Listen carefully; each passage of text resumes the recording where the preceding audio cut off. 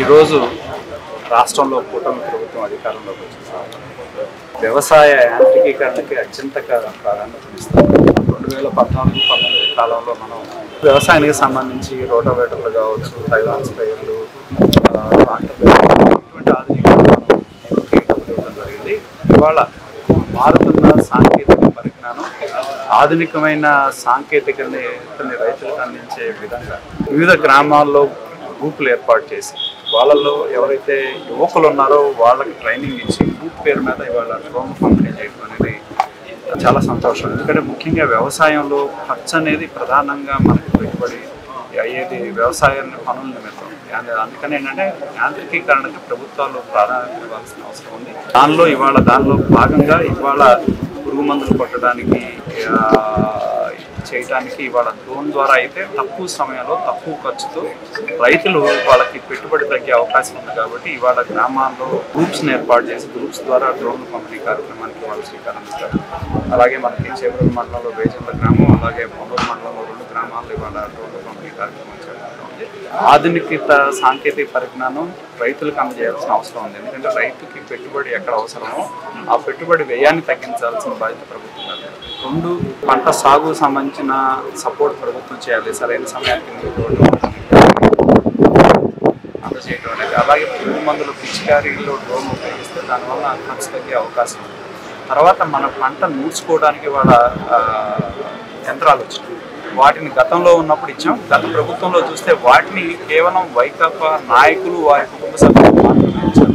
ఇక్కడే మన పక్కనున్న మున్కుదురు గ్రామంలో ఒక రైతు వైకాపా నాయకుడిని పట్టుకొని డబ్బులు ఇచ్చి ఆ డబ్బులు వాళ్ళు దానిలో కమిషన్ తీసుకున్నందు వలన ఆత్మహత్య చేసుకున్న పరిస్థితి కూడా మన మున్కుదురు గ్రామంలో ఉంది. ఆ రోజు కనీసం రైతు ఆత్మహత్య చేసుకున్నాడు, మీరు డబ్బులు ఇవ్వాలని అడిగినా కూడా గత ప్రభుత్వం ఇవ్వని నేపథ్యం వాళ్ళు రోడ్డు మీదకి వచ్చి రాస్తారోకలు చేస్తే పైగా వాళ్ళ మీద కేసులు పెట్టారు గత ప్రభుత్వం.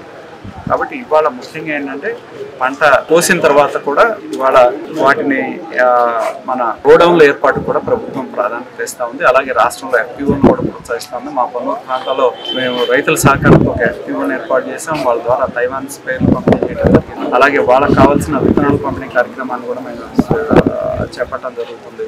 అలాగే ఎరువులు కానీ పురుగు మందుల ద్వారా వాళ్ళకి ఇవ్వటం, భవిష్యత్తులో చుట్టుపక్కల గ్రామాలు ప్రభుత్వ భూమి ఉంటే దానిలో గోడౌన్ నిర్మాణం చేసి రైతులు తమ పంటని దాచుకోవడానికి కావాల్సిన సౌకర్యాలు, ఫార్మర్స్ ప్రొడ్యూసర్ ఆర్గనైజేషన్స్ మా ప్రాంతంలో ఉన్న దాన్ని ప్రోత్సహించడం, అలాగే రైతు సంఘాలను ప్రోత్సహించే విధంగా కార్యక్రమాలు తీసుకోవడం జరుగుతుందని చెప్పి నేను తెలియజేస్తా ఉన్నా.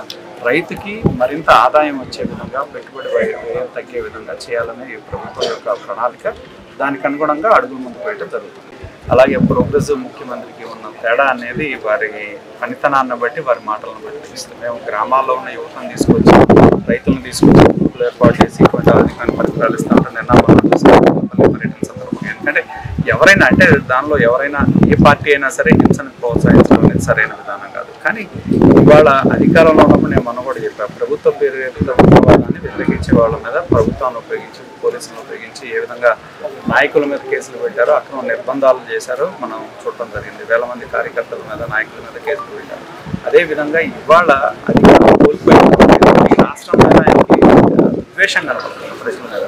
ఏదో ఒక విధంగా తమ కార్యకర్తలు ఆ వైపు, ఎందుకంటే ఎవరన్నా పెద్ద మనుషులు ఎవరన్నా ఉంటే అరే నువ్వు ఇది తప్పని చెప్పాలి, కానీ ఆ తప్పు చెప్పాల్సిన వ్యక్తులు ఏదో సినిమా డైలాగులు అన్నట్టు మాట్లాడతాం అనేది చూస్తే ఇంకా ఆయనకి ఆ క్రిమినల్ యాటిట్యూడ్ ఉందనేది స్పష్టం అవుతా ఉంది. ఎందుకంటే ఎవడన్నా తప్పు చేస్తే చెప్తారు ఇది తప్పురా బాబు, ఇది చేయకూడదు అని చెప్పి. ఆయన ఎట్లా ఉందంటే ఆయన మాటలు వాళ్ళ కార్యకర్తల్ని మీరు ఎదుటివాడిని చంపండి, కొట్టండి, ఏం పర్లేదు అనే ధోరణి ఏదైతే ఉందో అది ఒక వినాశనకరమైన ఆలోచన.